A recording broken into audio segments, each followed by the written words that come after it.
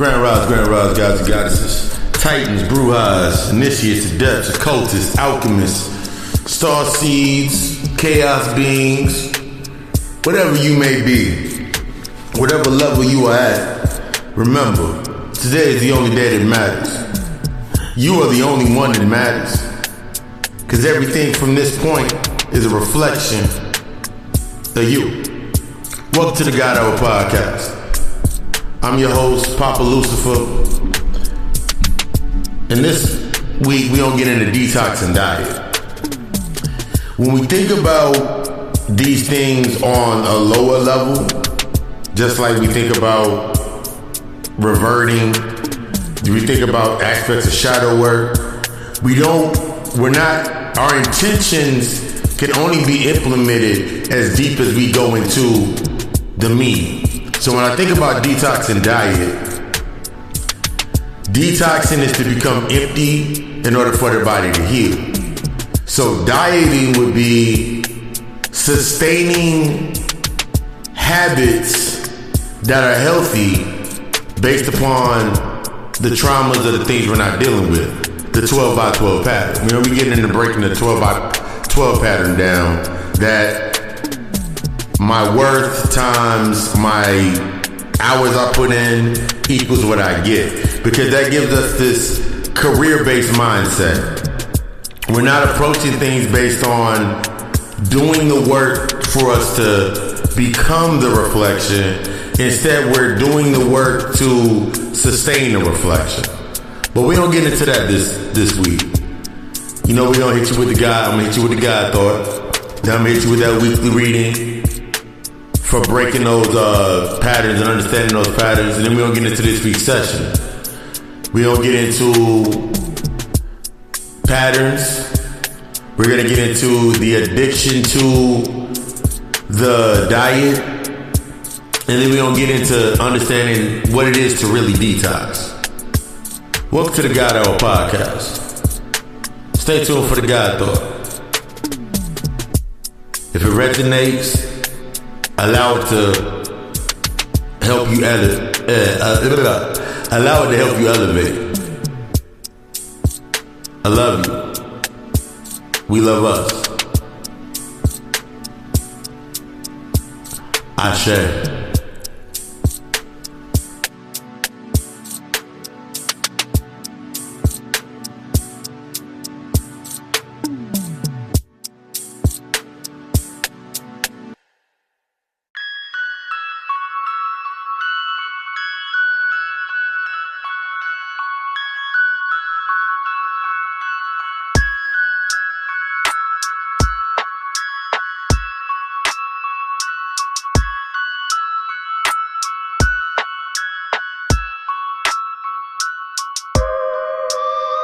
Let's get into this week's God Thought, shall we?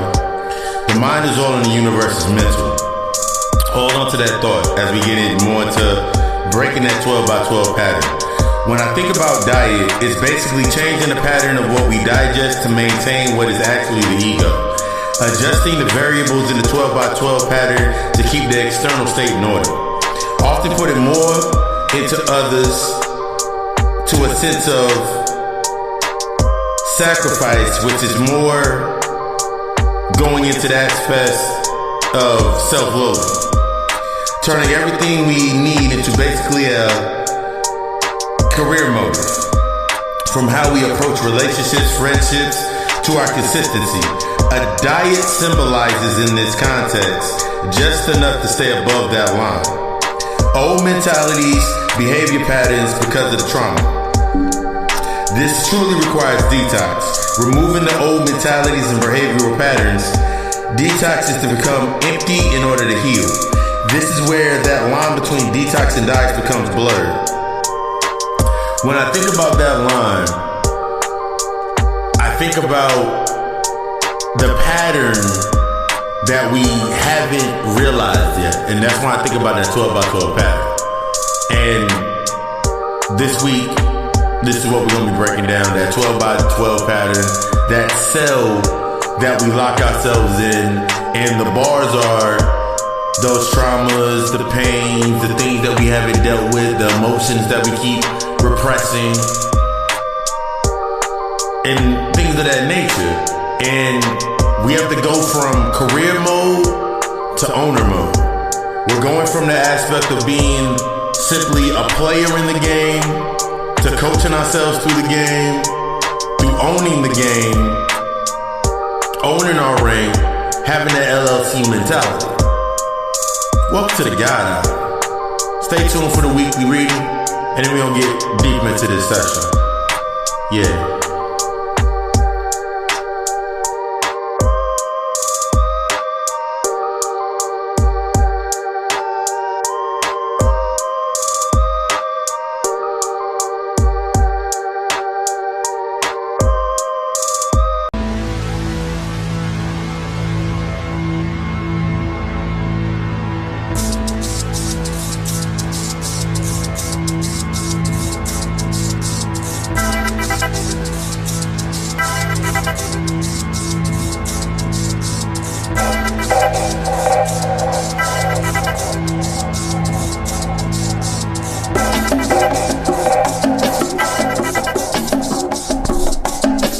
Before we get it started, we gotta get into this weekly reading.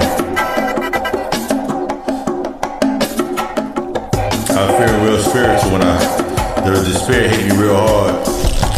These cards shuffled up real quick so we can get into this weekly reading. This is that plan of attack reading. Call it that plan of attack reading spread.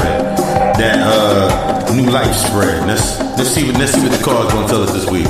First card that I pulled was the death card. We understand death stands for the aspect of endings, changes, and transformation and transition. See what that next card allows out with. The next card is the moon card. The moon card represents the aspects of illusion, fear, anxiety, the subconscious, and intention. Alright, let's get into this third card. Third card for the week. I'm feeling real good right now. The Three of Swords. The Three of Swords stands for the aspects of heartbreak, emotional pain, grief, and hurt.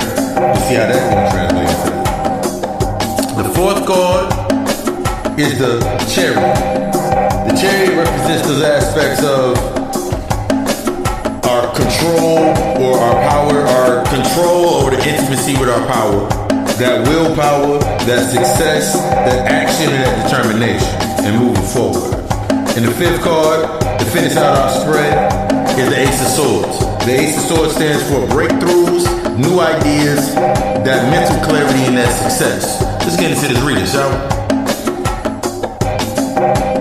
You have, with the death card I'm looking at, you have more likely whether you have accepted it or not. That's always the biggest thing. You are more likely whether you have accepted it or not. Had a major moment of pause and reflection. We talking about COVID-19. We talking about Mercury retrograde. We talking about the 5-knuckle shuffle of the retrogrades, excuse me.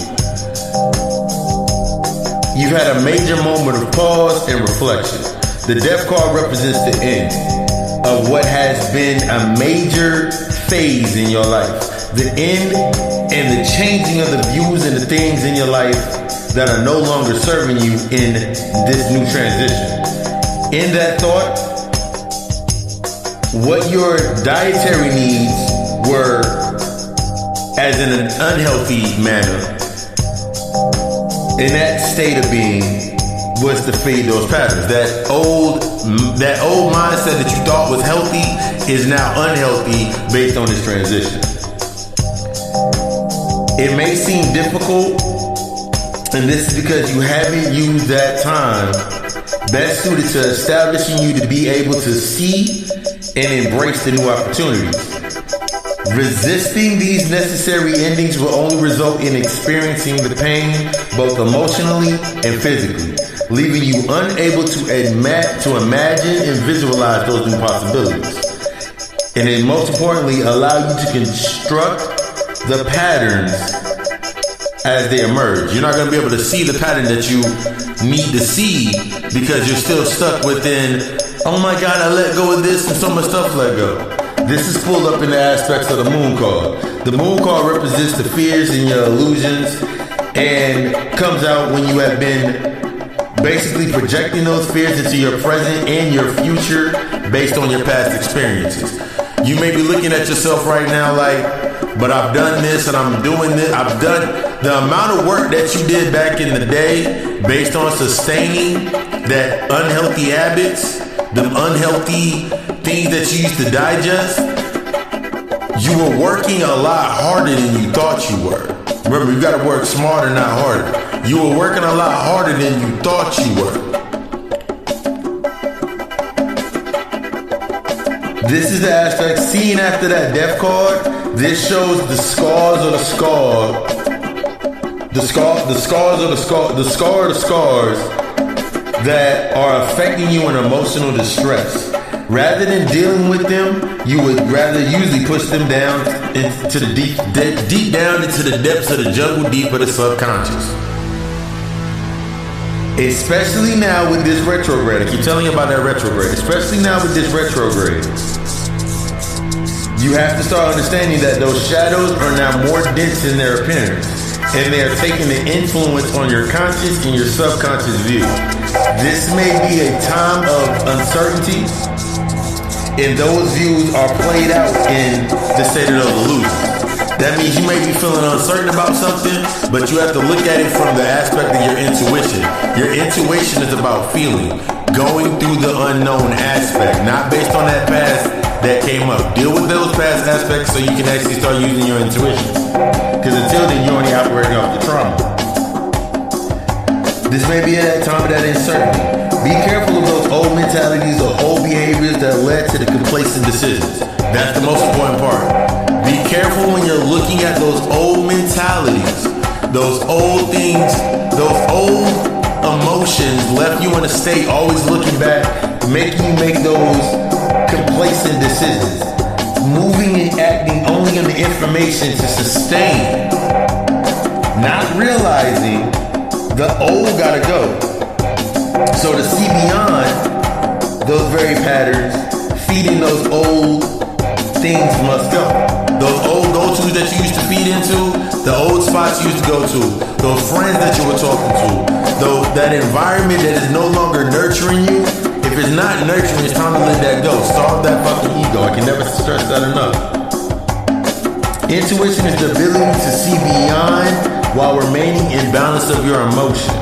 Let me say that one more time. Intuition is the balance, is the ability to see beyond while remaining balanced in emotion. With the full moon approaching us, this represents the end of that cycle. It will be up to you and what you are going to do during this cycle. This is going to take us to the aspects of the Three of Swords. This leads us into that aspect of the Three of Swords. It is time to release emotional baggage that you have been carrying up to this point. You may have recently suffered a major setback or a loss. That's very key. You may have suffered a setback or a loss that triggered the residuals prior losses. That means usually when we come into a space and we feel upset, we're never upset about that moment. That moment is triggering another set of moments, like a domino effect, and taking you backward. That's the meaning of a setback. You get emotionally upset right now, and then you get taken back. You hit that domino effect of all the other times you were upset. And that's what the energy that you're feeding on. So this goes into the aspects of let that shit motherfucking go. That's all I can say. Let that shit the fuck go. Have a good cry. Shout that shit out. Do whatever is needed to break the cycle by cleansing and releasing. This is going to be the most important part. Some people have hit me talking about for new moon rituals, and they working on a new ritual, so they're going to the cycle of this full moon coming into perspective. So they did that releasing aspect. Now they're coming into that embracing aspect, where they're coming into now. Through this essential, though it is essential that in order to stay focused on the path ahead, you will need to cut away and prune the hedges and the weeds that feed on that pattern that was seen as your old strength. The emotions swirling are leaving you to focus on the damage and not your growth. The discomfort is telling you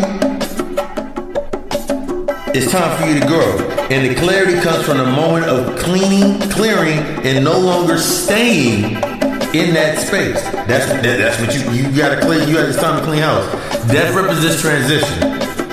The moon symbolizes the subconscious, and the Three of Swords represents how to clear that way to make way for that new.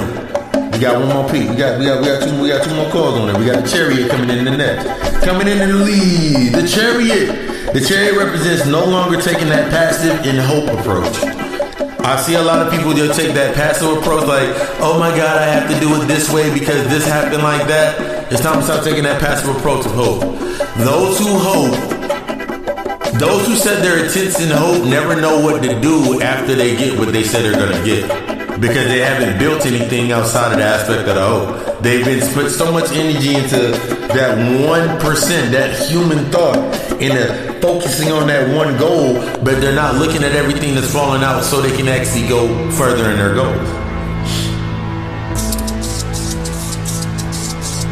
Taking this time to focus on, focusing and learning on the challenges that are going to be truly fierce.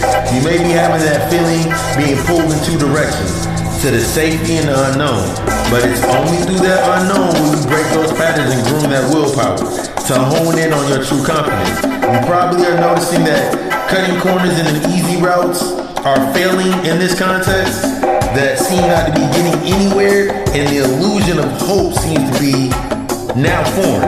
This is because the Chariot is stirring up the dust, making those unseen patterns more visible.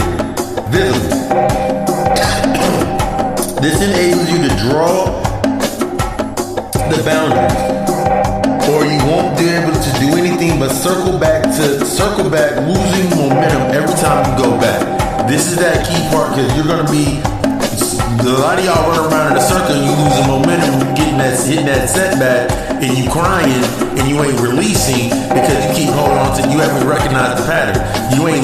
You're not waiting for the dust to settle before you move forward. You gotta look steady when you move forward. I keep telling you all that. The Ace of Swords is the last card of this spread, and the Ace of Swords represents the aspects of that sign of that encouragement that you really need. So somebody out here need the Ace of Swords in their life. Time to expand the mind out of that 12 by 12 mindset. Stimulation that serves, not sustains.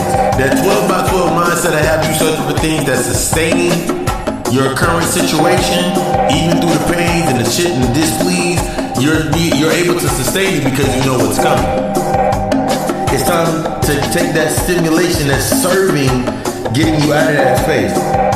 With the death of them old patterns will come a chance to expand that thinking and that vision. Out with the old, which is now cluttered, in with the new that's going to be in your alignment. Channel this new energy to revitalize your core. The double-edged sword represents creating and destroying. Creating that new, destroying that old. This means the old patterns and the reflections gotta fade under the new waves caused by the currents of that new energy. Unifying the heart and the mind will be the key. Yeah. When you're looking at yourself and you're putting yourself into that space, you really have to start understanding those patterns.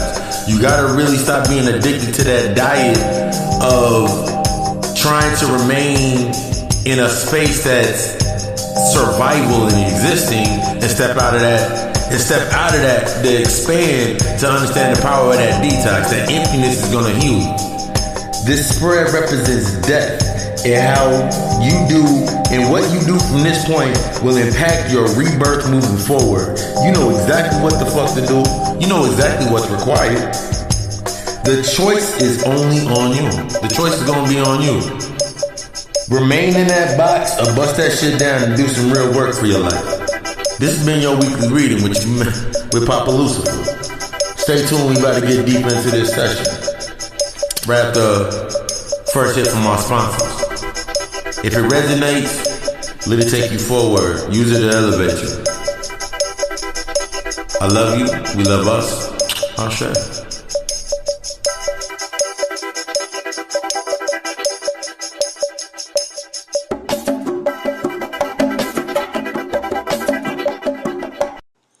You feel like you got a voice, feel like you got something to say?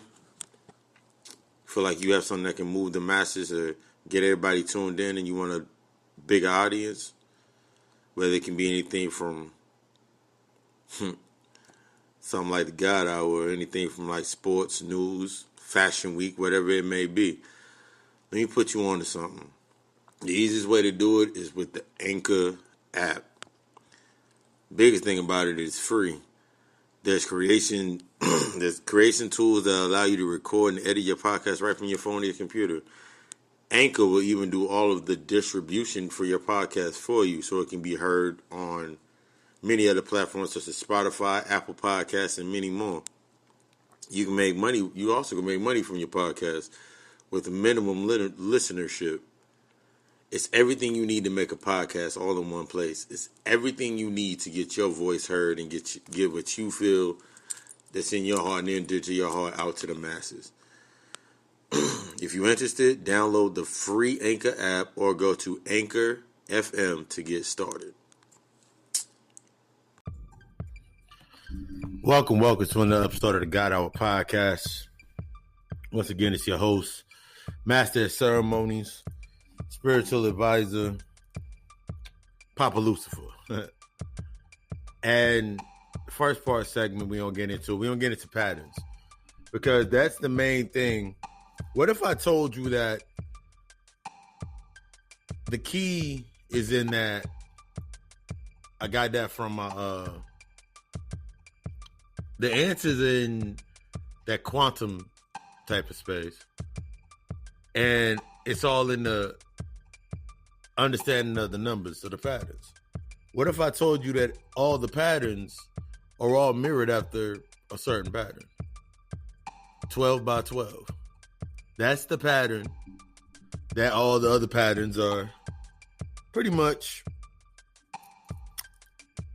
reside over. So it doesn't matter what you're doing based on that mentality of being the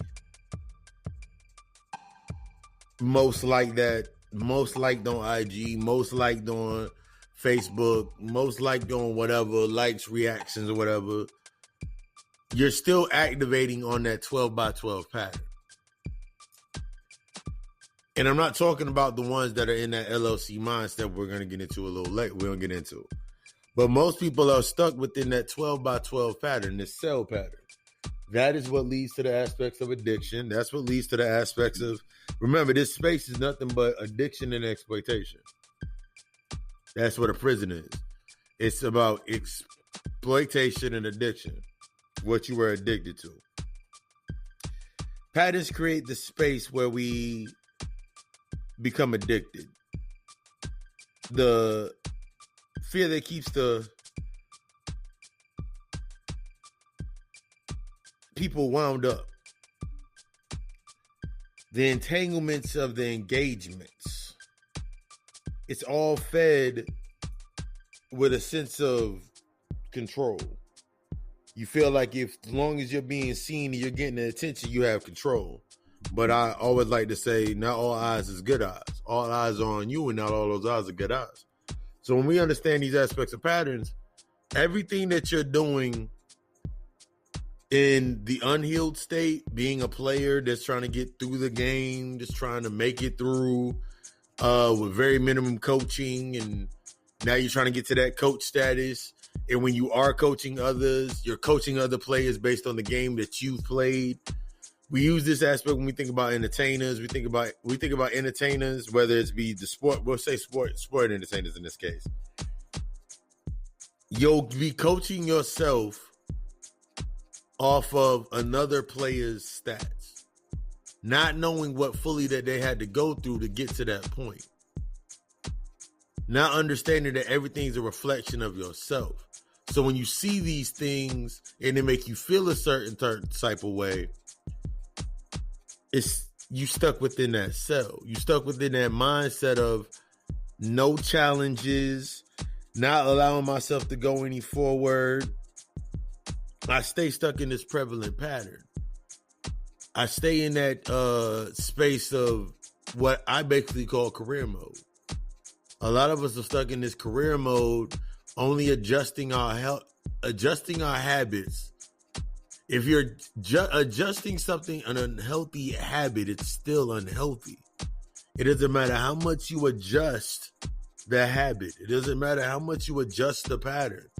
If the patterns stem from an unhealthy axiom or an unhealthy cause, the trauma, the emotional imbalances, the things that have led up to this point, the old mentalities and the old behaviors, then it really doesn't matter. It's still going to be unhealthy, regardless. So this is what we need to start looking. This is when it really comes to the aspect of actually putting in that work. I always tell people about that shadow work, about putting in that work. It doesn't matter how many, what would I say? It doesn't matter how many spells, how many sigils, how many candles you light. It doesn't matter how much meditation you do. It doesn't matter how many intentions you set, how many affirmations you set. If you sitting there still going basically to the same old pattern. It's like if I sat here right now and I was only doing my candle magic, working with candles, set my intentions, and it was only based on getting something on the mundane level. Do you understand like the aspect? Take this aspect into your mind. You're taking this large amount of your energy and you're trying to pull it down to a frequency that cannot host to that much energy. So therefore that pattern has to be augmented. It doesn't change. You didn't break the pattern. So now you're doing more work than you have to because your mindset is still stuck in my worth times my hours I put in equals how much I'm going to get. So you can take that same pattern and apply it to everything that's in that career mode. You'll sit here and you'll magnify your worth based on the external state of being. So your cars, your clothes, and all that shit. And then the amount of time that you spend on showing or getting attention based on that equals what you get.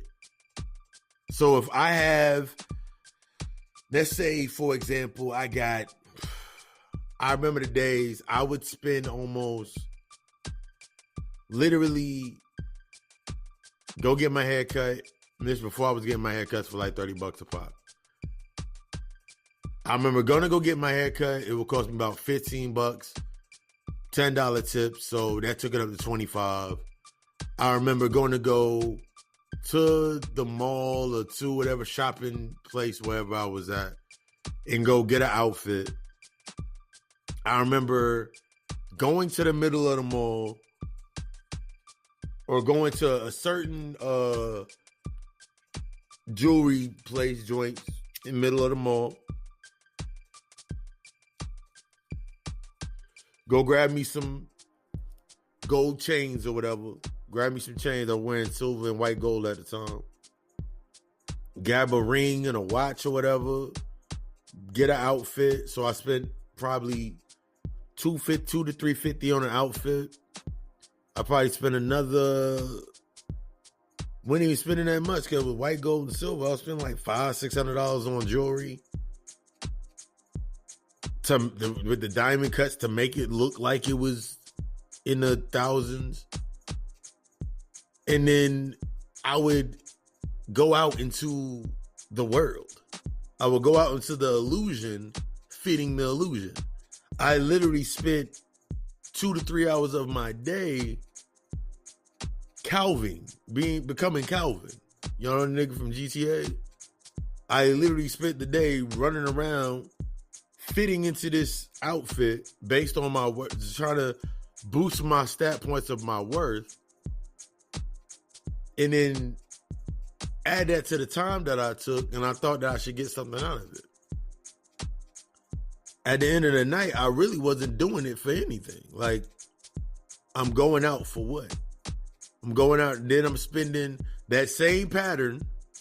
I'm spending X amount on drinks for X amount of hours just to be seen, or to equal the equation to this formula that was to be seen. Get a certain amount of attention. Take some pictures. Be able to say I went there on Facebook. Being able to say I went there on IG. Then at the end of the fucking night, head to the fucking house, Down here was a Waffle House. Up top was Johnny's Burgers and shit like that. And then I'm sitting here at the end of the night like, what the fuck did I do all this for? I was trying to fit within a certain pattern. That pattern came from the original pattern that it was cut from was saying that I was an adult, saying that I was grown, saying that I could do some stuff that I couldn't do before. So I put all that work in. I'm working hard as hell to do this. Just to go back to work on Monday and do what? Tell everybody about where I went. Now I'm telling other individuals around me, I'm basically buying their respect with my attention and telling them some stories. And then I repeat this same cycle over and over and over again. Because I was in a player mentality. Literally was in a player mentality. Even when I became a coach, I was still in that same, I was coaching based on that same mentality. I was telling other individuals to work hard and play hard. We play hard, we work hard. I was coaching other motherfuckers the same mentality based on the pattern. So now I got the thought form. This is what I'm doing. I'm creating these thought forms or these spaces for that to exist. Whether I'm the player or the coach. I never could become an owner. This is the mentality most of us get to, even in when Bobby Hemmett said, and he said that shit the fucking best. I remember when he said that, your career becomes your job becomes your career basically becomes your culture. And when you think about it behind the word when they say wherever it's at. I remember always hearing the restaurant culture. I remember always hearing the retail world culture. You were being programmed into a different culture. So if you did retail, you went out at a certain time of the night. At the end of the night, the people from the retail or the people from the restaurant or the people from higher up corporate America, whatever it may be, within that same nexus, all went out to the same place. All trying to show their value based on the hours that they work. Trying to get something from that space. Take it a little bit deeper to that, your aspects, what you do in your everyday life. This is going to be your healing process. Remember, honesty is the ultimate key to that transparency. As long as you're in a player mentality, it don't matter if you're in the player mentality or it don't matter if you're in the player mentality or you're in the coach mentality. Because the player mentality is the consumer, the coach mentality is the producer, and the owner mentality is the bank. So even though I was around owners, I could not elevate or sustain that level, mainly because that wasn't the space for me. But I wonder why the pattern didn't allow, even though I was following the pattern to the T, why was I not exceeding past a certain point? And then I had the excuses. Man, it's because, when you black, you got to work 10 times harder.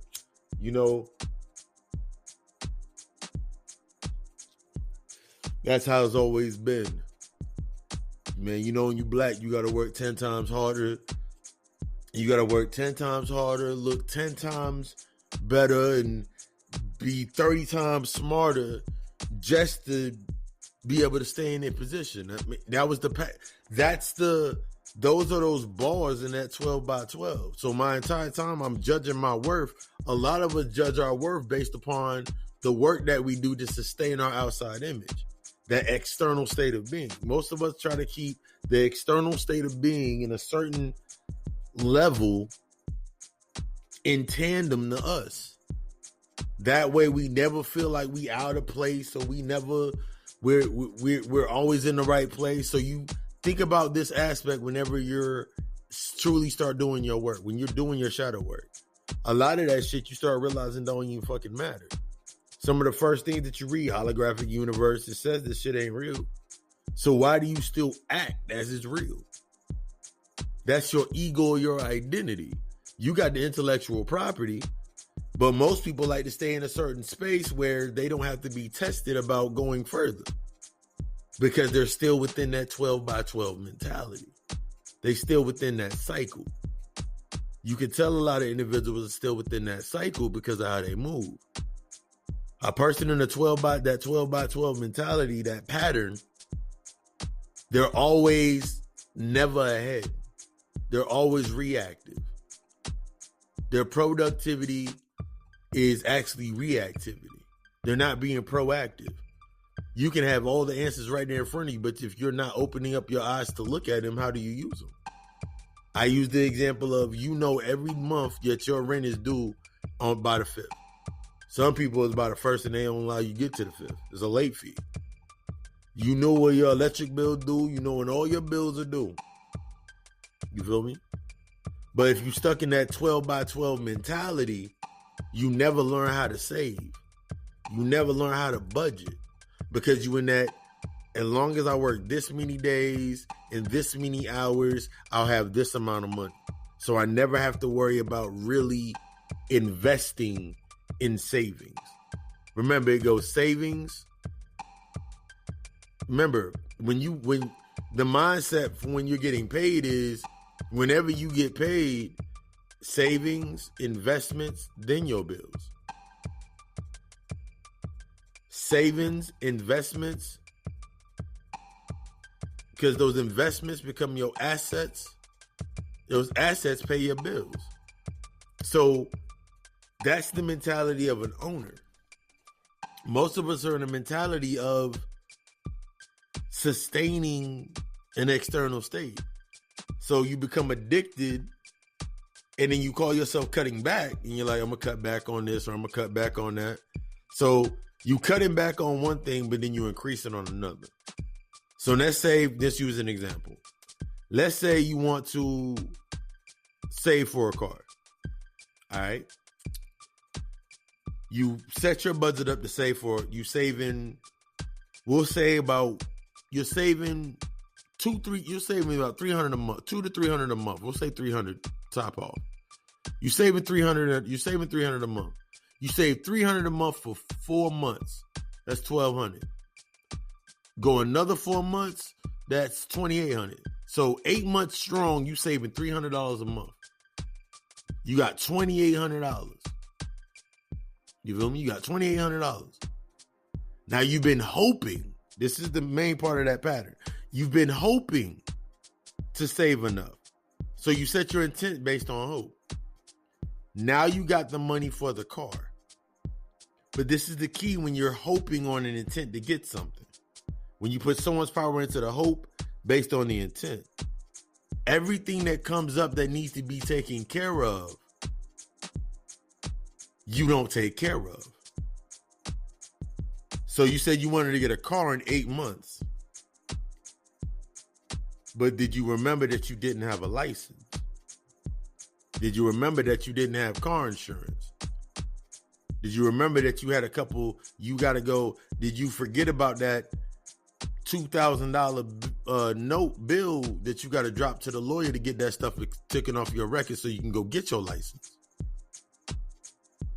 In some areas, it costs upwards up to about $3 to about $5 to almost up to about $600 to get your license, the reinstatement, the insurance, and get all that stuff just to get your license.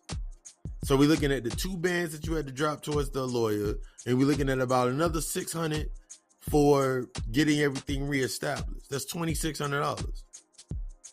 Now you saved $2,800.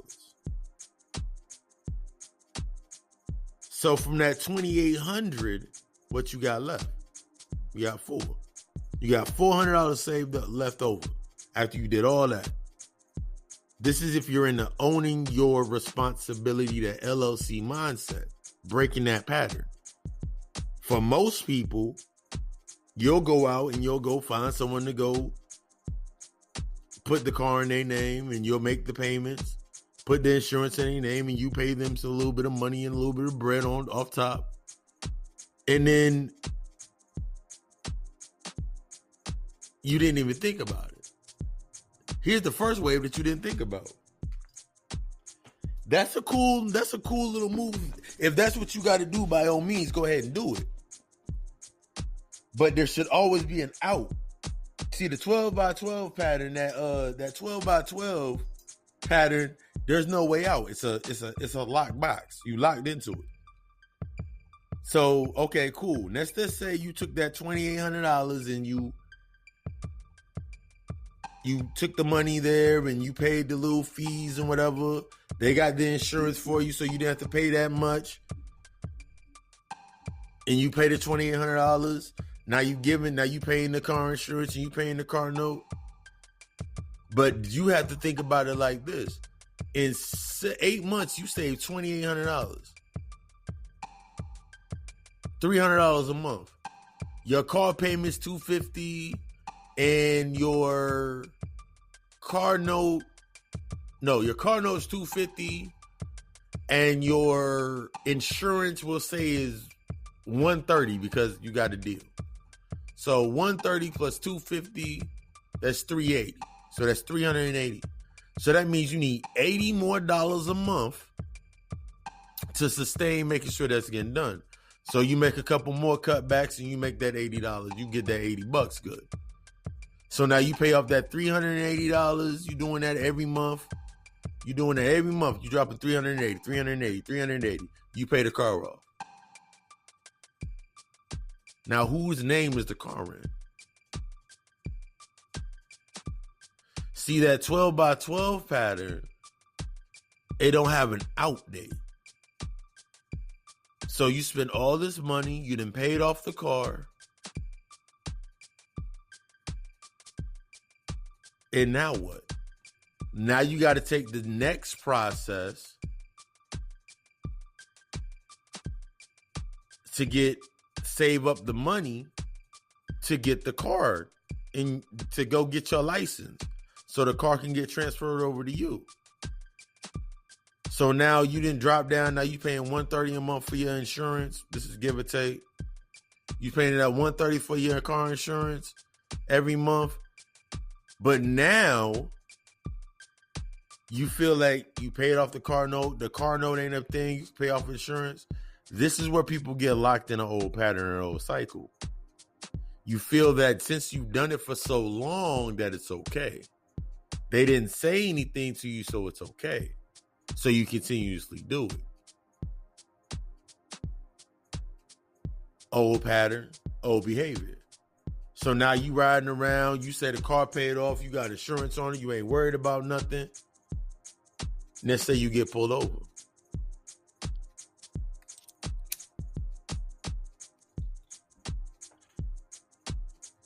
They pull you. You know your license is suspended? You know your license is suspended, sir? Yeah, man, I've been meaning to go by there and get it, man. I'm actually about to go there now. You get a ticket. That ticket don't hit you. Ticket hit them on their insurance. Now you racking up points because you keep getting caught because you ain't doing what you're supposed to be doing. Because you still stuck in that old pattern, old mentality. And now you're looking at everything. Now you're looking for them dumbass excuses. Man, they just keep pulling me because I'm black, or they keep pulling me. No, nigga. They are a reflection of you. They are supposed to obtain, in this space where you're looking at, we're using this context, they're obtaining the intellectual property. They're maintaining and gaining their quota by maintaining the intellectual property. Your intellectual property at this level. The human aspect is intellectual property. So you in this space doing what you've been doing, not obeying by, since you in this space, you in that 12 by 12 pattern, you in that mindset, you going to work, you paying tax, doing all this shit right here to that narrative. You're a part of this program because you're still a player. At no point in time did you even graduate to being a coach. Because a coach can tell others what not to do because they're doing it. That's a true coach. That's the true teacher. You still in student mode. Now you acting as if you're the owner. You ain't even get past the coach mode yet. You still got someone else coaching the team for you. They making sure all the drills and everything's put together for you. This is that pattern that a lot of us like to fall in. When it does come to overall life, you in career mode. Getting into the aspects of when you in a relationship.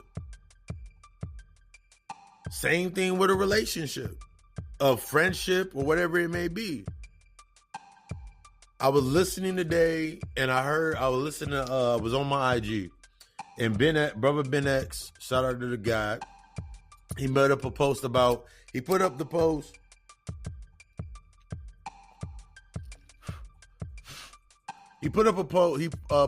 a little bit of the Mike Tyson talking with Boosie, and he was talking about respect. And what Mike said was so fucking, such a depth to it. I was like, damn, that shit is fucking truth. He was talking about the aspects of respect. When I'm gonna expound upon it, I'm gonna look for I put the clip up on my Facebook and on my IG. But I'm looking at it and I'm like, yo, that's what most people do right now. Your 12 by 12 mentality got you giving more to others in the hopes, in the intent that they don't change on you, or they don't change on you, which change is constant. They don't look at you a certain way or question you for anything. A lot of people have that. A lot of people do not have the ability to accept no. A lot of people do not have the ability to accept the boundary of no. Because they're not used to being told no. Because they're used to everybody being in a certain level of frequency or vibration lower than them. So when you're in this space, thinking about those patterns, that 12 by 12 pattern, when you meet somebody that doesn't move towards that narrative or is shifting out of that narrative, they're moving into the coach mode. You don't know how to take them. This is what I think about when I think about myself as a spiritual advisor, coach, a spiritual advisor, a life coach, a counselor, the therapist, the intuitive reader, my Godical Alchemist LLC. This is what I think about myself. When I came to this point, in order for me to sit firmly in this seat, sit firmly in this position, project firmly into this position, I had to go beyond the barriers of that old pattern. Because I couldn't sit here right now in the old mindset doing what I'm doing. I could, but then it wouldn't be genuine. It wouldn't be a real type of energy. I would have to find something to connect to in order for myself to flourish. That's when you think about the aspect of people, like, instead of interfacing and becoming the energy, that's when they're interfacing with the Orishas, or they're interfacing with a certain energy based on still calling on a first name basis. They'll say something like Oshun or Hail Satan or Hail Lucifer instead of saying, nigga, I am Papa Lucifer. See, I've interfaced with the energy. I've become the owner of my archetype of that energy and understanding what it does for me. So that's an owner mentality. That's LLC mentality. So as I'm embracing this energy, the patterns that keep coming up, the reflections that keep coming up at first were the things that were testing me in the realm of me becoming a god. In the realm of me becoming that titan, that chaos being, embracing my higher aspects of myself. This is where that shadow work, by acknowledging those patterns and looking at the reflections of the conduits that hold those patterns into place. See, a lot of us, we like to stay at that frequency where everybody around us is looking at us and coming to us for information. So we got to stay ahead of the game in the information. We got to stay the head of the table. It don't matter what table I'm at. The energy always shifts in my favor. So imagine if you have other individuals around you with that same type of power. Everybody's reflecting that from that same core space of power. It'll change your whole mindset and how you moving forward. Really think about that. Everybody that can sit at the table with me got power. We can have powerful conversations. We can make powerful moves. Because we've all came to a certain level of healing for ourselves. And we still all healing. We all still growing. But that honesty and that transparency allows us not to move in that traditional pattern of that 12 by 12 cell. You ever heard somebody that's still stuck in a cell? They always trying to sell you something. Somebody that's stuck within that 12 by 12 cell, they're always trying to sell you something. And this is leading into the aspect of that addicted to that diet. It's more than just what you eating. Stay tuned after this.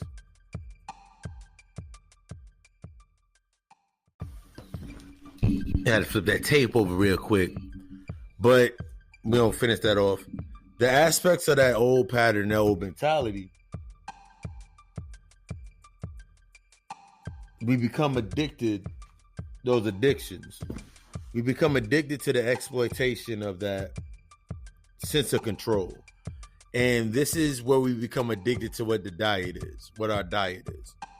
The diet is more, there's a clip on Breakfast Club, I forgot my man's name, but he was doing an interview on there. He was talking about the diet is more than what you eat. It's what you digest on your daily basis. Talking about everything from the views the shit that you watching on TV every fucking day, all the way to what you fucking listen to. And I'm not talking about just what you listening to music-wise. I'm talking about what you listening to based on those conversations of those people that are around you. And that led me into the aspects of thinking about when Boosie was giving this stuff about respect, and then Mike broke that shit, and the guy Mike, Iron Mike, broke that shit down and was like, yo, you can't, there's things that you're going to be doing, especially when it comes to this being in your spiritual shit. Your witchy Tuesdays, your witchy Wednesdays, your Titan Tuesdays, you're going to be evolved. The shit's not weird. It's only weird to humanity. Remember, you're becoming the villain. So the things that you are now attracted to, the things that you want to do, the things that you are studying, the things that you are bringing into the prevalent, the things that you're letting go of, or what are going to become weird to you. This is all about that aspect of balance. Whatever you bringing into your life, you got to research. What you letting out of your life, you got to research. You got to research it by, this is how you let it go. So let's take it for this example. If I got people around me at all times that are directly around me, they're saying yes to everything that I'm saying, I'm not really taking any thought about why they're always saying yes to me, but they like how I drive. They like what they see. So that's the reason that they're around me. But in reality, it's because you have something that they have not yet learned to acquire. And you, with the thought form being addicted to the diet, you saying that you cut back on everything in your life, and now you sitting here in this space, got everybody's people around you. Think on how unhealthy the conversation is if no one's talking about anything but no growth. That's like you coming in right now, it's 2020. It's almost the end of 2020. In this year, this was what I would call my breakout into my ownership mentality year. But it took me almost 4 or 5 years to even get to the year one launching point. It took me 4 years in this time context. It took me about 4 or 5 years just to get to this point, that from the start till now, this is the 1 year anniversary for the podcast. This is the 1 year anniversary for my YouTube channel. This is the 1 year anniversary for the God Thought page. It's actually a 2 year anniversary for the God Thought page. This is the year of remember, it takes one season for 1 day. For every one season for 1 day. So when you think about the things that are in your life, those habits that you're carrying on for, you're carrying in that same fucking pattern, that 12 by 12 fucking pattern in that box. You carry that same mentality, and that's what this entire shit is built on. Think about it. You go all year to sit down one time out the year and eat Big Mama's sweet potatoes and collard greens. But what if grandma can't? What if grandma's in the hospital and it's going to cost about 50 G's to get the surgery so she can come back and cook Christmas?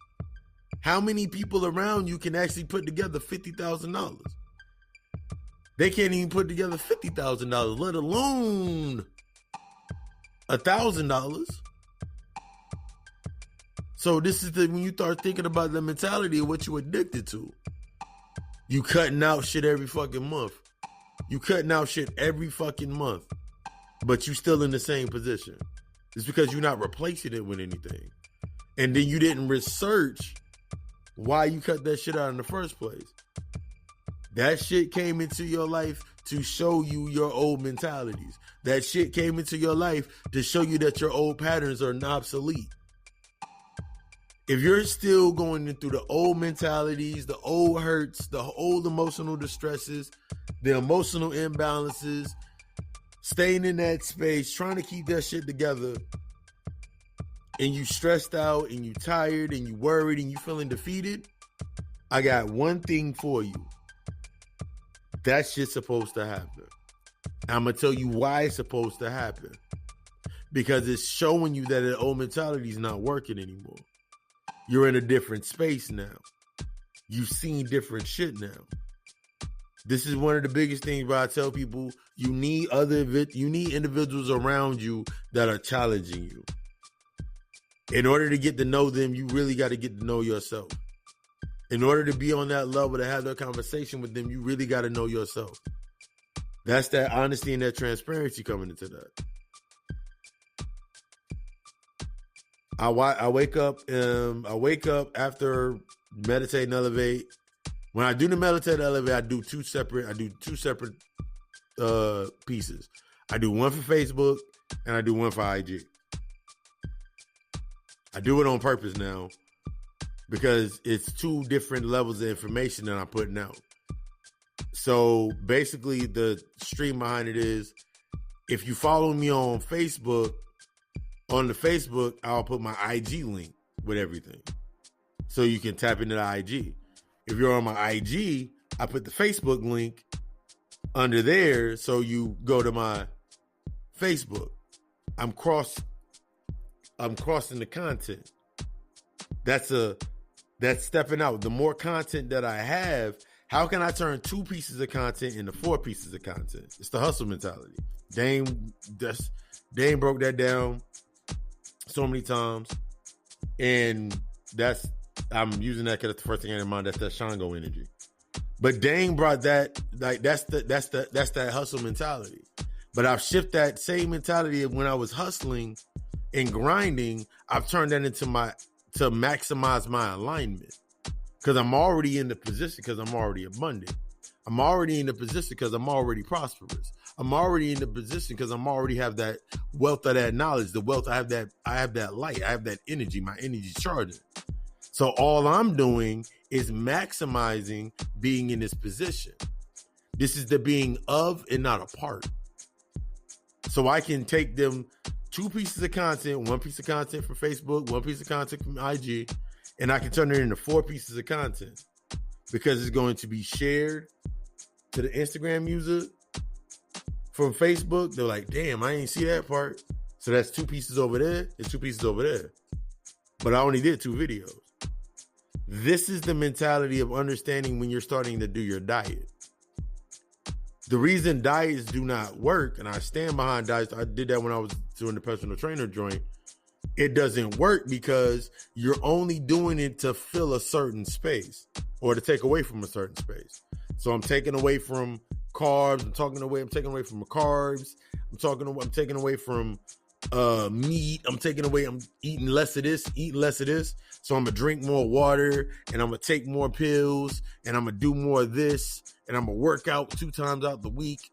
I'm gonna do a light workout, even though I should be doing a heavy workout, because I'm still filled with something. You feel me? You can't do the full workout because you're still filled with something. You can't do the full number workout because you filled with something still. You feel me? You can't do the full amount of studying because you're still full of something. You're still full of that insecurity back there that if you study and go too far, when you turn around, who's going to be behind you? I don't give a fuck who the hell's behind me. Everybody that I rock with is either beside me or in front of me. That's my growth. That's me breaking that horrible digestive pattern. And then I'm wondering why I'm sick. You wonder all these physical manifestations. You sick, you fatigued, you tired, you depressed, you got anxiety, you got all these damn issues, but you're not wondering why. It's based on your diet. If I'm sitting in a position where I'm having a conversation with somebody, if I cannot have a conversation about a solution, and they're always talking about problems, but they're never talking about a solution, and the problems that they do bring to me, I'm giving them a half-ass solution, because if we do that, I used to do that shit a lot myself. You're giving people half-ass solutions because you're giving them half-ass truth, because you ain't fully honest with yourself, because you're afraid to ask the question. That's not my place to ask the question. If it's not my place to ask the question, then it's not my place to give the solution. That's just being honest with everything. If it's not my place to question, that means it's not my place to give the solution. So why am I there? A lot of us suffer from that dietary need of a certain amount of drama, and we wonder, I'm gonna give you another story. Imagine sitting in a position where you got your mans with you. You got your man and your homegirl with you. And they're always around you whenever you taking care. They're around you when you're taking care of business a little bit. You don't let them come around you all the time because your business is, sometimes they a little too wild for the business. So that's one strike, one red flag. But they'll ride and they'll die for you. They'll ride out for you and all that shit. But are they riding out for you or are they riding out for your identity? Are they riding out for you or are they riding out for your ego? Because most of us have an identity to maintain based on keeping ourselves looking a certain way so other people come to us. But we're not realizing that trigger, this is one of those aspects when you're looking at the reflections. They're attracted to your energy, your identity, your auric field not being in order, your energy, your identity being, what's that fuck? Your identity being your identity being cracked, got cracks in your identity. That's how they get your energy. So they're around you all the time and you're giving them the byproduct of your energy. You're giving them money, you're giving them food, you're giving them a place to come chill at. Whatever you may be doing, give them a ride, whatever you're doing. This entire time, they have not once questioned your identity. And when they do question your identity, it's more to a sense of you're giving them this information, but you got to remember that's how mind control works. Because if I'm sitting here looking into somebody's eyes every fucking day and I'm telling them my problems, telling them the problems with my girl, telling them the problems with your man, you telling them these problems every single day, and neither one of y'all at a sense of y'all are on the same frequency. This is how that frequency works. Y'all on the same frequency. It means you ain't letting go of shit that you supposed to be letting go. That's why you in that space. That's that part of that pattern. You still stuck within that space having that conversation with them. Guess what they're programming into your mind? You may have never had a problem with your girl in your life. You may have never had a problem with your man in your life. You may have never had a problem with your job in your life. Ever. You were going in, getting out. You was laid up, late night watching Netflix with your girl or your man. But because they got problems in their life, and the noise in the back of their mind, their insecurities is back there in the back of their mind. Them thought forms is back there. You over there around them all the time, they letting off this energy, and that shit's seeping. And them thought forms are looking for something to eat. So it goes in your head. And it's just like Facebook. You know when you go on Facebook and like, let's say you have a conversation on the phone, or you go on Google, or you hit Google up or whatever, and then all of a sudden it's on your Facebook feed, it's on your feed. So let's say you ain't thought about your ex in months, but there's still like something there that you really ain't got no closure on. You really ain't dealt with, you ain't forgave him for something, so it's still laying there on the subconscious floor. So they start telling you the problems about their ex, they man. All of a sudden in your life, your ex then popped up out of nowhere. Your baby father then popped up out of nowhere with more issues. Now remember, you didn't have these issues initially, but it was based on that program and being in that space, which you were dieting on. You sat over there and you was eating in the filth, and now you got tapeworms. You wondering why you got the tapeworms in your fucking life. These shit sucking you fucking dry. The leeches that are sucking you dry is because of your mentality. I tell people all the time, you do not want to hang around me You do not want to hang around me because I will have you thinking about businesses, challenging yourself. I'll have you thinking different. I'll have you meditating. I'll have you doing all types of shit. And I said that shit for so fucking long when I actually started healing myself and that shit really connected to me. I've done that shit for so long that I turned it into my business. I turned it into my brand. That's my platform. Therapy, coaching, the shit that I do now. All the stuff that I do now. Because I allowed that energy to stimulate me to go to the next level. It stimulated me to see the old boundaries and cross them. Because I couldn't see them because I wasn't stirring up any dust. I wasn't stirring up any chaos. So I didn't have a reason to create anything. This goes into the digesting or being addicted to that digestion. You cut out just enough so you can put some more stuff in there. At this point in time, when you're looking in the space that you in now, that shit ain't working. You done probably had setback after setback after setback. Those setbacks admit the true aspect of a setback, when you think about it, is that emotional loss or that financial loss or that chance that you had. If there's something in your subconscious that you ain't worked on, when you hit that setback, that domino effect, it's not feeding off of that necessary moment right there. It's feeding off all the other moments. So when you think about your homegirl that got a problem with her man, or your homeboy that can't get a fucking job, he got a problem at his job, and then you think about that one time that you had a problem at your job, or a misinterpretation at your job, a misunderstanding, and then you have that setback at your job. Guess what it's going to go trigger back to? That thought form that's in the back of your mind. That shit that's been walking around the fucking houses of your subconscious like a fucking ghost, and it's moving around in your shit. It was waiting for something to feed off of. It was getting starved. So it kept pushing that forward. That noise in the back of your mind. You were in a diet mode because you was cutting it out. But then that hunger pain came in there. That unforeseen, that ghost, that phantom hunger pain came in there, and it started feeding off that space. So then you weren't dealing with it. That emotional distress kept rising, and now you in a moment right now, every retrograde, mad as hell. You still mad at your baby mother? You still mad at your job for letting you go that one time? You still mad at your moms for not letting you come to the house?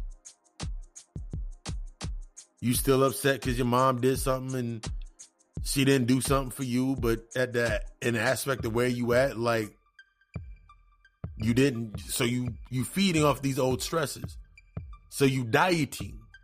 You're literally feeding the self-loathing and you're feeding this sense of I'm sacrificing. I'm trying to have respect from everybody. I'm trying to have this vision of respect. People look at me a certain way, so I got to hold myself a certain way.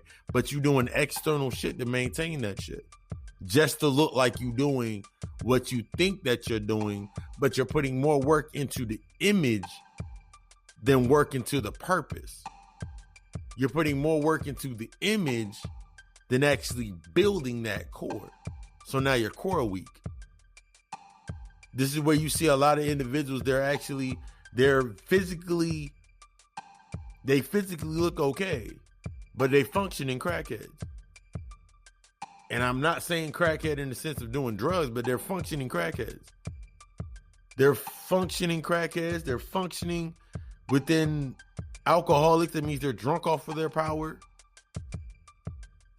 They're fucking functional crackheads, which means they're off that external stimuli that keeps them going. So they got an addiction into looking a certain way or having certain shit around them, and they're addicted to that thrill similar to a crackhead. And they're willing, this is the aspect when you come into the aspect of price. The only price I got is attention. My price is paying attention. You feel me? The only price that I can accept is based on the aspects of you absorbing that knowledge. I don't have a price. I don't have a price in the aspects of someone can say, yo, for this much, you can get this. Or for this much, you can get this. I don't need that. I own my masters. I'm in ownership status. I own 100% of my content. I'm learning my aspects of what I'm doing. I own my content. I own everything that I do. In order for me to be able to sustain owning what I do, this is that key with that intent. It's that key. In order to own what you do, own everything that you do, own your content and make your moves soundly, you got to be in a position where you have become totally honest with yourself and transparent with yourself in the aspects of being able to accept the constructive criticism. There's constructive criticism, which is in a positive sense, and then there's deconstructive criticism, which is that negative self-talk. So you'll sit in the mirror and you'll say, I got to cut back on this because I'm starting to be real tired, or I'm starting to get tight with my money, or this right here. And you start cutting back on certain things. When you start to cut back on certain things, but not understanding the original root cause of what you're cutting back on, all you're doing is taking it to a sense of dormancy. So now that aspect that's in your life, now you're just being dormant. I don't drink that much because the aspects of why you were drinking are what you have to deal with in order to actually stop the drinking. Stop being drunk off of the power. You got to find out where that original seed came from so you can be sitting there like, you know what?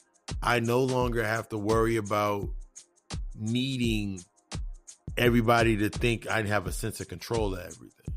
I don't need that in my life anymore. Let me evolve myself. How am I going to evolve myself? How am I going to invest in this change based on my evolution, based on my elevation? That is a hard thing for a lot of people to do when it comes to really doing this work.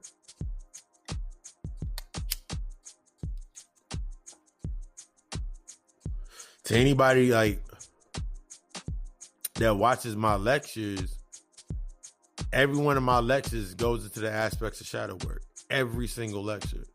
Even when I'm breaking down magic and intentions and shit of that nature, it always leads back to fucking shadow work. Because that is the initial key. Going into that dark space, building that intention, building that visualization, building yourself up. In order for you to go forward, you got to understand the shit that's holding you back. Because if you weren't some shit, I put it like this: if shit wasn't nothing holding us back, you feel me, on that person to person level, there will be no need for the work. You fall into the definitions, that career-like mindset, and you dieting based on your career. You'll sit there and cut your sleep in half to make some more hours at your job. It don't matter what you do, because at the end of the week, you getting 40 hours. Whether you work hard as hell or you don't work, if you can make it to the end of the week and make 40 hours, you make 40 hours. It's not until after the 40 hours that you actually see a benefit. Technically, it's not until after 43 hours in most places. It's not until 43 hours that overtime is even in a benefit. Because they tax the overtime more than they tax the regular. So after 43 hours, this is a fact. After 43 hours in most states, most places, that's when you actually see the benefit. So you mean to tell me you're going to sit there and bust your ass for 40 hours? Then bust your ass for at least 5 more hours every week? And then even though you busting your ass for those extra hours, since you stuck in that same struggle mentality, those extra hours that you actually achieved, you didn't save not one dime? You said, man, shit, I got extra money coming next week. I'll spend all this money this week. You see how you put yourself in a breaking even? The ability to stay balanced within the sustaining of your space where you at. You'll do anything it takes to keep that barrier intact.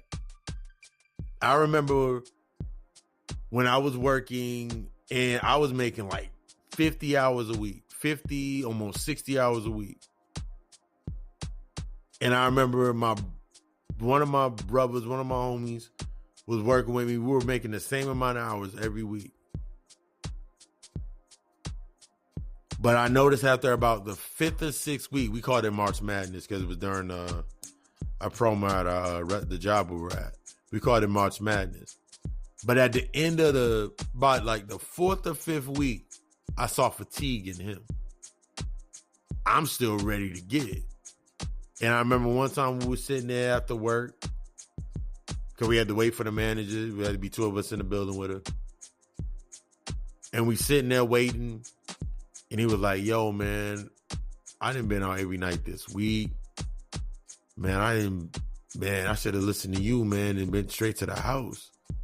I'm tired, man. I'm tired, man. When they gonna get some other people in here? I was like, bro, what you be doing after you get off work, man? I go out and drink. I was like, bro, don't you remember you got stuff you got to take care of with getting your new place and getting yourself situated, bro. You got a lot of moves you got to make. Yeah, man, but you know that stress, man. I gotta, bro, this right here is showing you how to break that old mentality. What you going through right now is showing you how to break that mentality. See, whenever you get to a certain point, you always have that moment in time to actually teach something. And it requires you to be empty in order to teach that thing because it's showing you how to heal. So when you're in your position, when you're making certain moves and you're rising to a certain level, that responsibility that's going to come for you is being able to sustain that position by actually saying what you need to say, setting that boundary. It ain't about if they like it or not. It ain't about if they accept it or not. Because if they don't accept it, you got your answer. If they do accept it, you got your answer. Regardless of what the answer is, what are you doing with the answer? Are you really going to start cutting that out? Are you going to start cutting it back and researching why you cutting it out? That's that steps going into that program. Yo, man, I had to cut out hanging out with my homeboy, because, man, like, he always on the same shit. And I'm like, I'm separating. I'm like, I'm not there no more. I'm not sustaining that energy no more. And when I am around him, I feel like this sense of tiredness or insecurity start coming up. So then it's always in your favor, because if you feel you need to go over there, then the reason that you go over there is going to come up because you're open to it. But then I started realizing I'm getting more done by myself. I'm getting more done in the aspects of the solitude with myself than I can ever get done around certain individuals. So eventually it was like I was no longer dieting. I was going into the aspects of understanding what I needed to do to detox. And after this message, we're going to get into the aspect of the detox. You know, we back after that break. And this the final aspect. This is the final part of our powerful session. Hunger pains and detox, or the detox hunger pains. Before we went to the break, I was going to the aspects of that actual starting that separation. The key of that separation is understanding what a detox truly is. The aspects of a detox is to become empty in order to heal. You see, a lot of times, and there ain't even a little bit of times, there's a lot of the times we are in this position where we start the detoxing process, but just like when you're addicted to anything, the addictions, the pattern of that addiction, that algorithm, you have become addicted to a certain way that you were perceived or what you were given based on that perception. You got used to the perception of how others saw you.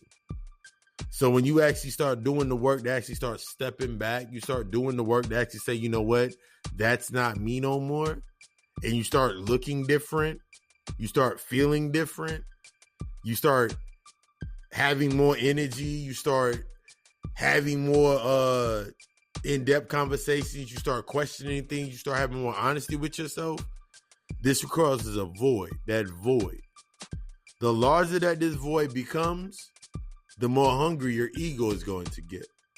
See, your soul's being fulfilled in that unknown aspect, because it's at a certain point in time, once you come to that certain level of emptiness and that humility to yourself, your soul starts to be able to thrive. Your soul starts to actually do what it's supposed to be doing. That charge, that energy starts hitting.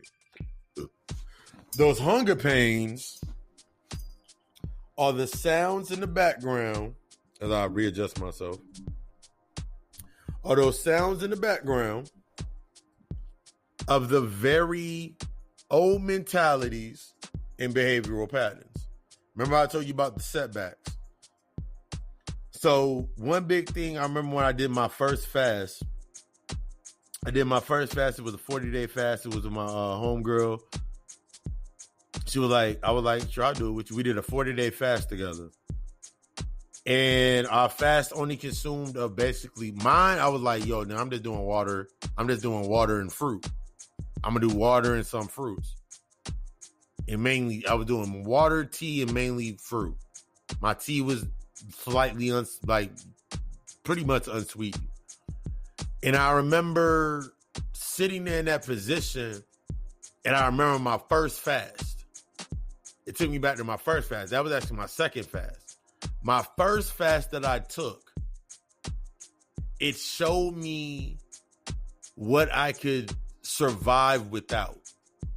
It showed me it destroyed what I was sustaining on. And I started feeding. My body was little, because during the detox, as you're emptying yourself, your body's only feeding itself from what's in there as it's emptying yourself out. So people don't understand the psychological aspect or the metaphysical and psychological aspect of a fast. When you're fasting, not only the food and the fat cells that are stored is being fed upon, but so are the emotions. So are the fears. So is all the stuff that you repressed. All that shit's being fed on as well.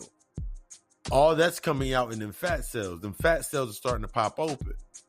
Think about, I think it was on an episode of House, where they started starving him in the, So then the pockets or the disease that was inside the fat cells came out, and they started to feed. This is what happens a lot of times when you think about those hunger pains, when you actually start detoxing. That's the first thing that's coming out. All the old drugs, all the old addictions, all the old patterns, all the causes of those original old patterns, all those aspects of the original old behaviors. That's what your body starts to feed on. Your identity has nothing to feed on, so it's feeding on that. You can't do this, you can't do that. This, man, people, and all this. And then you start feeling crazy, and you start getting all wound up. You get all anxious. You start getting depressed. You start getting all these fucking feelings start happening. So I'm sitting there in my first fast, and I remember I was going to my job. And I remember I get off work late, and I call up my Uber, or I call a cab. In the cab, I always get out. Instead of the cab dropping me off at my house, I would have the cab drop me off. It was like this little, down here they got like the neighborhood markets. And I would get dropped off in front of the neighborhood market. The neighborhood market was 24 hours. So I go in there, grab my, I end up grabbing my, gallon of water. And I also grabbed me a 1.5 liter bottle of Fiji water to put beside my bed while I was asleep. That's because I woke up, I need to drink some water. And I would always go in there, and I remember the first couple of days, I was like, I'm killing it. Like, drinking my water and not really thinking about shit. Around the fourth or fifth day, this is when my body started giving away, and I started feeling weakness. And I remember I got off work one night, and I got dropped off. I walked into the store. I think I had to get some deodorant, some Dr. Souls for my shoes. And I walked down. My identity walked me down. This is when they said the devil got a hold on you. I walked down the aisle to the back to the bakery. I'm trying to adjust my pop filter. And I remember walking back there, and they had the chocolate peanut butter no-bake cookies. I was like, oh, them shits look mad delicious right now. I ain't had one of them in a minute. And I walked by, said, no, I'm not going to get them. And I was like, I'm on day 5. And then I literally, my old pattern of calculating things, which was an old was an old aspect of an old pattern, fed into my behavior, fed into my identity. I was like, well, I made it to 5 days. I'm supposed to be doing this fast for 30 days. This is my first 30-day fast for 30 days. So every time that I fuck up, all I basically got to do is add on 1 day. So I said, in order to entice myself, I said, all I got to do is add on 2 days. Really push myself. So I got the cookies. I went home.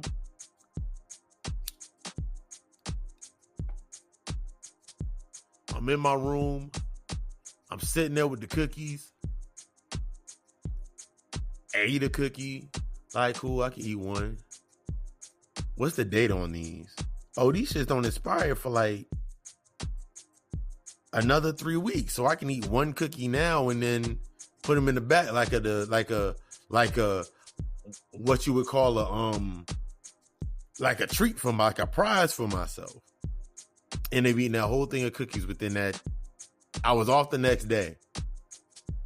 What I noticed was I did not have the external state in order to say it was easy for me not to go to work because work was I worked at Red Lobster, it's a seafood restaurant. I was transitioning to being vegan. I was actually transitioning to be, this first time I was transitioning to be vegetarian. So I was like, there's really nothing really here I can eat. No, correction. I was transitioning to becoming vegan. So there's really nothing here I could really eat anyway. But see, my identity, my ego was still on the look for something to feed from.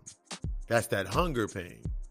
See, when you start doing that detoxing, you're removing those sugars, you're removing those addictions, those external stimulants that kept you moving in that space and kept you, that served the emotional pacifier. When you start doing that in that space, and you start thinking like, oh shit, I lost my external didn't match my internal. This is long before I even picked up and got a download or read any book. And it was funny because I was reading back through my book Revolutionary Psychology, and then got right back into my Serpent Grail book. Big ups to my brother for throwing that up there on the, I said it during a lecture. He said, this is it. And then I kept looking at that picture when he tagged me in it. I was like, nigga, you can get back into my book. So big up on that. So I'm sitting there like, damn, nigga. So this is what I want you to think about.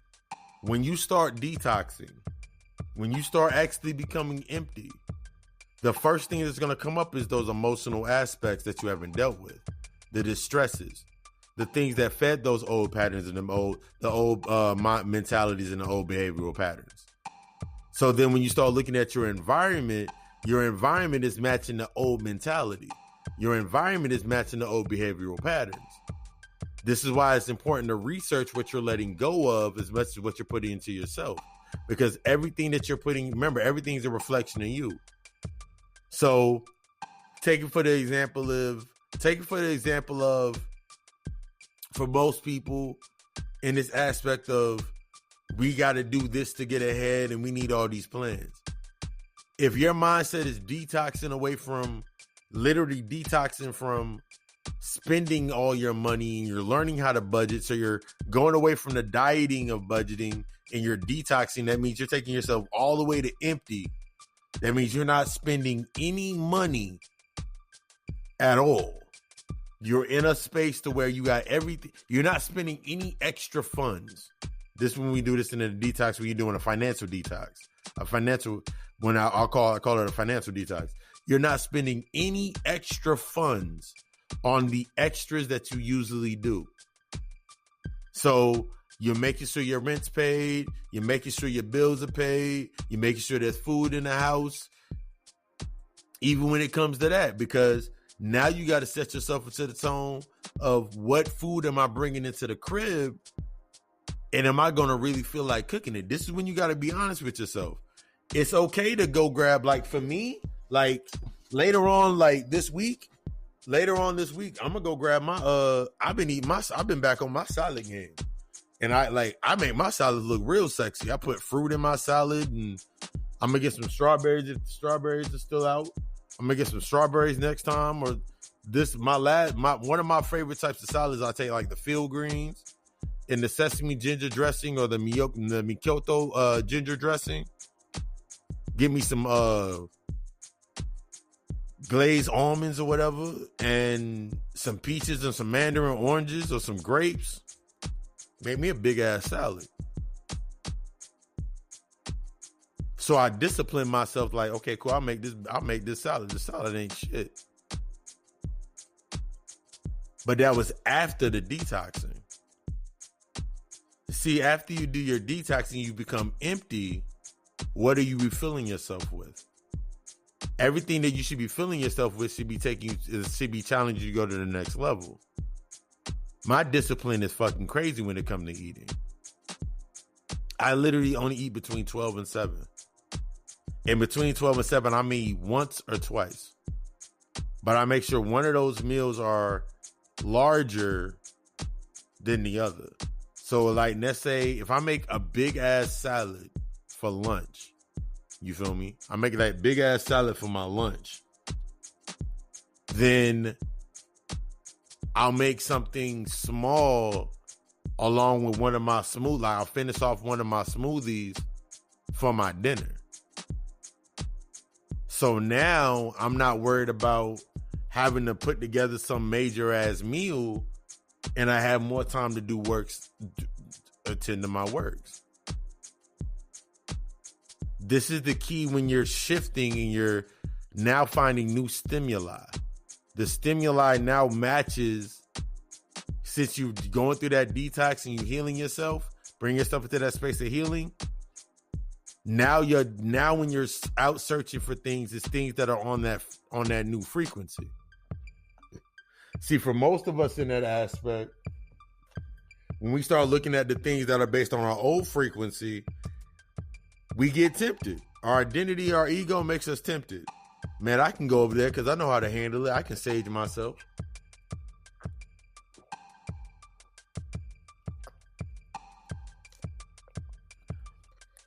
But that empty ass saging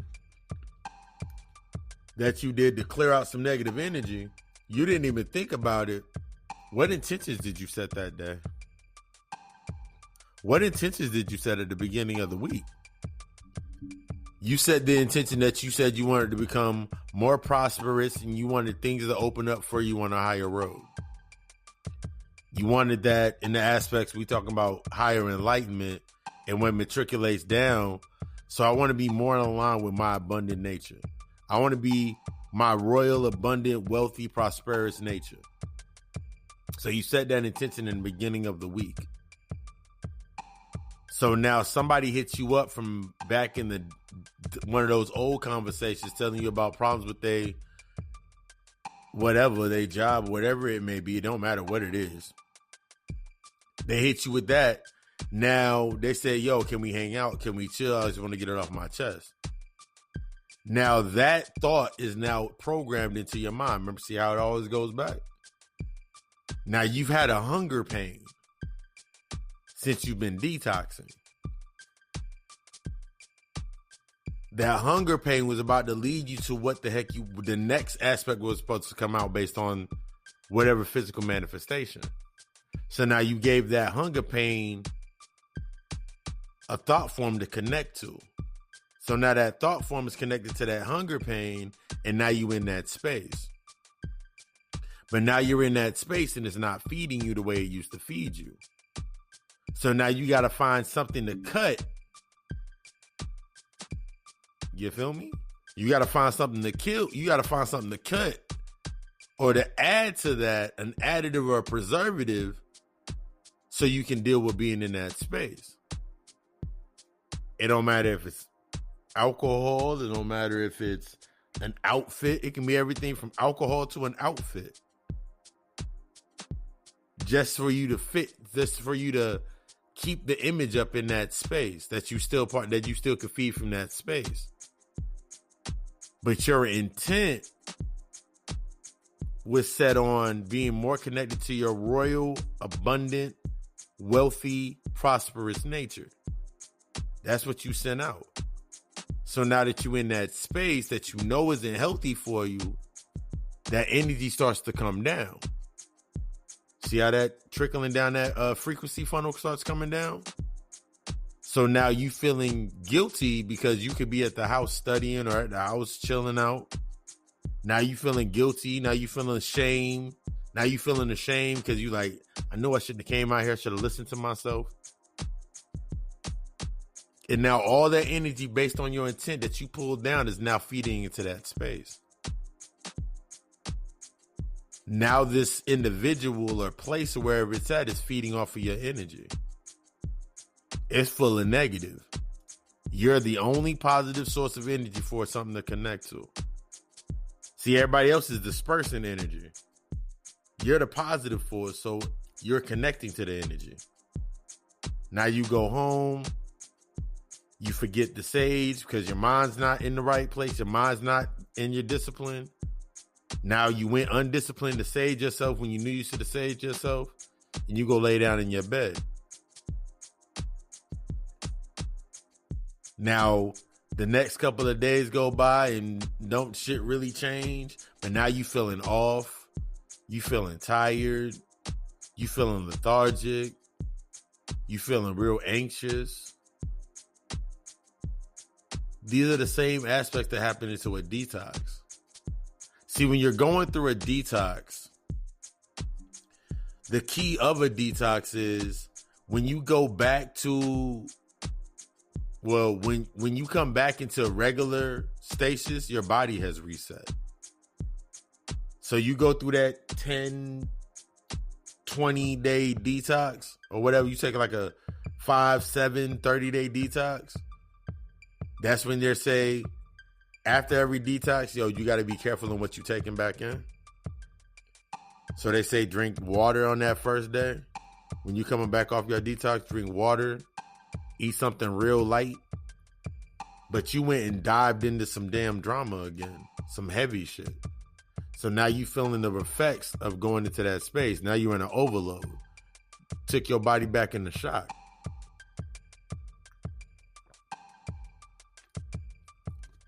So then you wondering why the shit ain't fucking work. Congratulations. You had your first setback based on those hunger pains. And this is the aspect when you're going in. This is the aspect of doing that shadow work. Shadow work will whoop your ass. Period. Shadow work is designed to whoop your ass because it's making sure you don't go back there anymore. Shadow work is designed to whoop your ass and make sure you do not go back to the same fucking space. That's why it keeps showing up and it keeps looking even more and more hideous.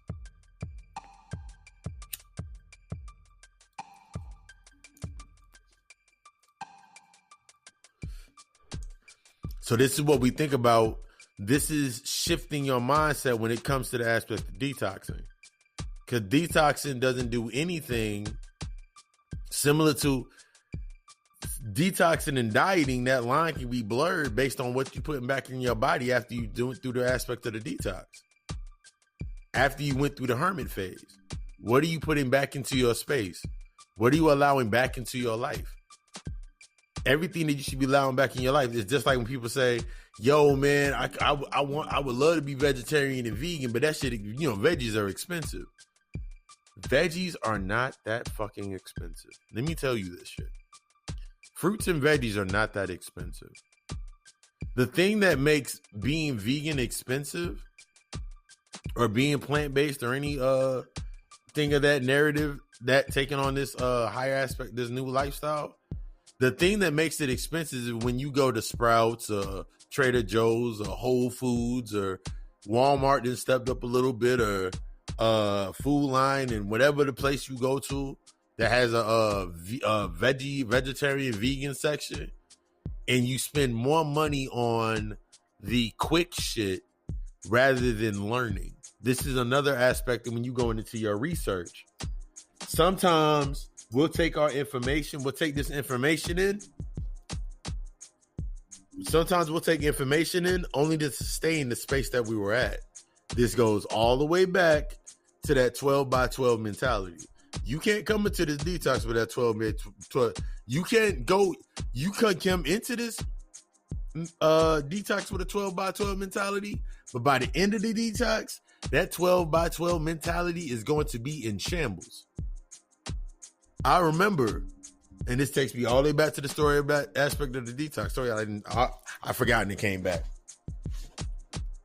I remember taking my first detox, and it taught me what I could.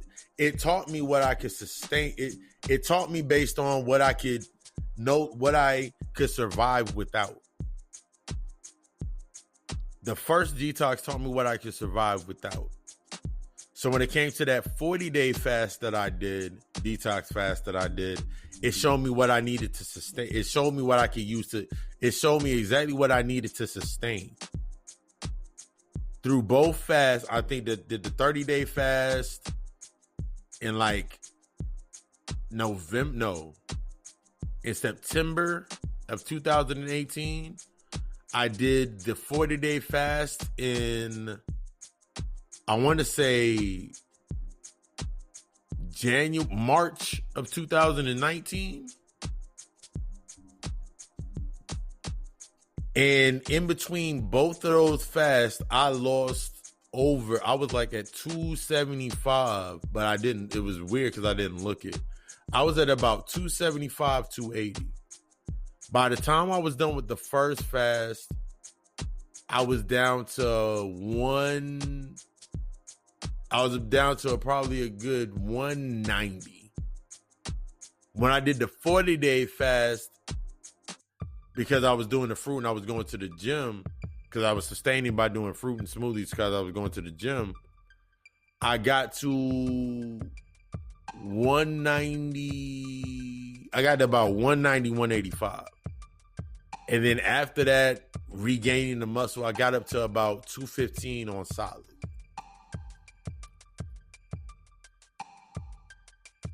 And then I did another fast. I do a usual detox once every month. I do a detox every month. My detox for this month is coming up. My detox for November is coming up. Where I'm going to take the second week in November and I'll all water and my supplements for that whole week and the frequency and everything I'll be doing for that week, along with my lighter workouts. By that time, I'll be at 3 days a week during my workout, so it'll all work out perfectly. Everything's in alignment with that. But do you see what I just said? I was building my intent based on what I needed to do with these detox. It's not a diet anymore. It's not a diet for me. This is what I think about when people are in the aspect of being woke and conscious. It becomes a diet to them. They go from this space of being Christian to Christian light. Yeah, that's what I'm gonna call it. They go from being Christian to Christian light. That's what motherfuckers that be woke or conscious in this certain aspect. They go from being Christian to Christian light. Half of none of the belief, but half the rituals. Still doing the same mentalities. None of the belief, but still maintaining the patterns and mentalities. That's just true as fuck. Remember, you got to become empty to become fulfilled. In order to become empty, you got to understand what the fuck you dumping out. It's funny as hell because when I go to the bathroom, when I do my bowel movements, I know exactly what the fuck I ate because I know exactly what my shit smell like. My shit smell like what I ate the day before. There is no weird ass smell. There is no weird ass smell. I'm never in the bathroom for longer than a minute. I'm never using the bathroom for longer than a minute. Let me correct that. I'm never in the bathroom for longer than a minute using it. That's not including washing my hands. Washing my hands, I'm probably in there for a good 2-3 minutes. I'm in there for a good 2-3 minutes. 2 minutes tops. But I'm never on the toilet for longer than 45 seconds. Because there's less shit in me. I want you to take that aspect into the metaphysical sense, into the physical sense. There's less shit that I got to deal with. There's less strain on my system. Because I'm in a healthier space. I don't have to worry about cutting back from anything. Because everything that is now in my position and in my life is based on my balance. It's attached to my core. It's a connection, not an attachment. Therefore, I can sit it down and not do it all day. I can sit it down and not deal with it for a week. There's moments in time where this entire time, while I've been doing the recording for this episode of the podcast, I ain't had to pick up my phone. The only time that I picked up my phone was literally when I was sending out the new video ads I did for the co-alchemy that I got to send out, and I put on a timer. The promotion for the podcast, or in working on notes for reading notes for the podcast. Other than that, I don't have a need to go on my social media. I don't have a need to go on my IG. I don't have a need to go on these aspects not unless I'm doing it for a promotional purpose. Anybody that see my page and been rocking with me since like 2000, like since the beginning up until I say about 2014, if you looking at my Facebook page right now, you see how business oriented it is. Yeah, I throw up a couple good laughs to keep balance, but you see how business oriented all my pages are. Because I am a brand. I am my star player. I am that owner. I got that LLC. So all my pages, everything that I do, from the podcast to the promotion, that's the coach. Well, I can sit here and move as the owner. And the responses, those are the play moves. Those are the playmakers. Those are the moves. But stay tuned for the plug talk. And we don't get into that closeout. Thank you for choosing the God Hour.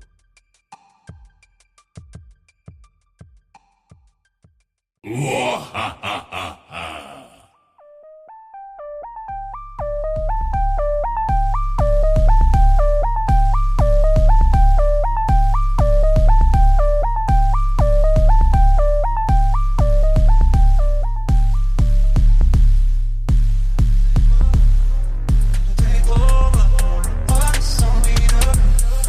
know how to keep y'all plugged in with that plug talk. You know the God Hour podcast plug talk. Keeping you locked up with everything that's going on in the world of God called Alchemist. And giving you the streams to stay connected to show you support. I just want to say thank you for the support once again. To everybody that's acquiring services, from natal chart analysis to readings to setting up sessions, setting up consultations. Because that shows further that shift into that wave, that you're ready to get that weight off so you can actually get into that space. GottaCallAlchemistLLC.com for a list of all the services, or you can inbox me at RockCallAmigos as the Facebook, Papa_Lucy666 on IG. Yeah, that. And you also can follow me on Twitter at GodKing84, or you can type in Papa Lucy 666. I also wanted to put out shout outs to everybody that caught merchandise the last couple of weeks on the Co-Alchemy My Shopify at myshopify.com. That's the site for all the clothing and the merch. Just uploaded the sweatshirts. I just uploaded the custom tapestries, more soon to come. I'm about to launch a couple new shoes, and I'm about to launch a couple jackets just in time for that cool winter coming through. Of course, you know you give me a elusive assignment. That's a direct Cash App link, or you can become a monthly patron. Gotta Call Alchemist /Anchor FM support is the link for that, or the link is within the description of this podcast. You also can check out the podcast. It's also streaming on Gotta Call Alchemist. That's a YouTube channel. Last week we got into the aspects of the night of the living dead. This week we gonna get into the veils and chemtrails. Another thing that we seem to get worried about when we looking up in the sky, everything's a reflection of you. So when you see these veils, you see these chemtrails, you seeing shit like that, think about once again what in your life have you put a veil over. What in your life are you chemically inducing to keep yourself there? That was the whole aspect that we breaking that 12 about. We breaking those patterns.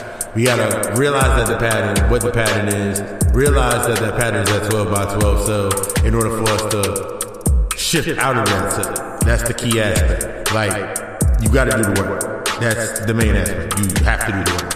So, hit me up at GottaCallAlchemistLLC.com. You can hit me a set call on me just at gmail.com if you are interested you have a service or a product you want to get into the podcast, get into the plug talk, or we can discuss the aspects of getting you in there as your monthly sponsorship to get you plugged into the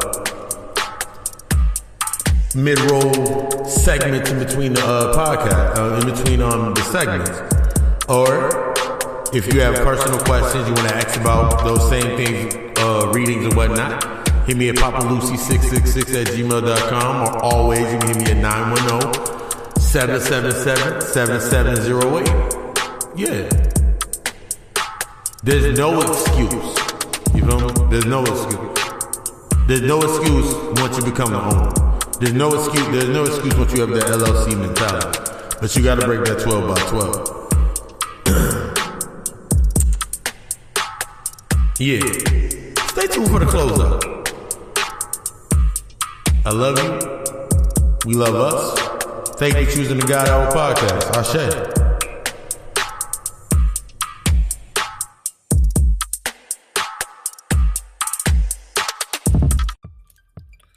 As we wrap up another episode of the God Hour podcast, I just wanted to say thank you once again for the support. Your views help me build your monthly becoming a monthly sponsor on the podcast really helps. It really aids in the growth. Hitting that Lucifer Insomnia Cash App link to show that love and the support, that's greatly appreciated.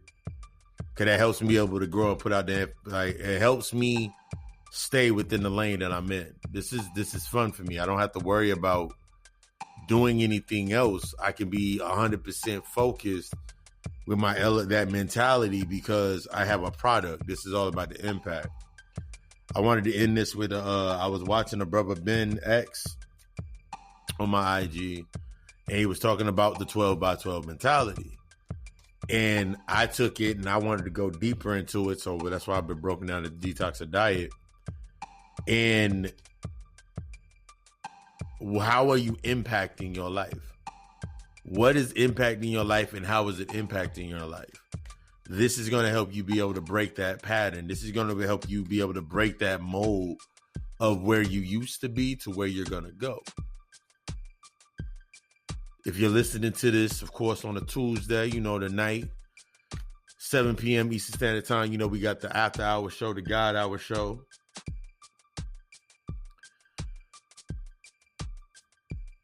Facebook Live exclusive. We do the live readings. First card being free, 3 cards for $5.15. And the 5 card, that full 5 card spread is $15.15. And we do a nice little bill. We talk about take a little part from that episode, or we might do a whole different topic. So tune into that. Facebook Live, rockolonegis@gmail.com. Oh God, I've been saying my email typing out the email so long. I've been saying it like that. rockolonegis at Facebook. There's only one thing stopping you. There's only one thing holding you back, and that's you. That's the old mentality and the old behavior patterns that you haven't realized what the root cause is. And that's what Detox or Diet is about. This episode is about. It's about expanding past the parameters of our old mindsets, shattering that shit, shattering that glass ceiling, similar to Charlie and the Chocolate Factory when you broke through that glass ceiling, and allowing yourself to see from every angle within the known and the unknown to bring yourself into balance. Hit me up if it resonate with you. Allow the message to help you go forward. Allow the message to help you on your path. And until later tonight and until next week, this has been another episode of the God Hour podcast. I love you. We love us. Only few of us are going to make it. Even few of us going to answer the call. And to the ones that don't answer the call, that's fine with me. Because that doesn't mean this is more for us. I love you. We love us. Thank you for choosing the God Hour podcast. Ashe.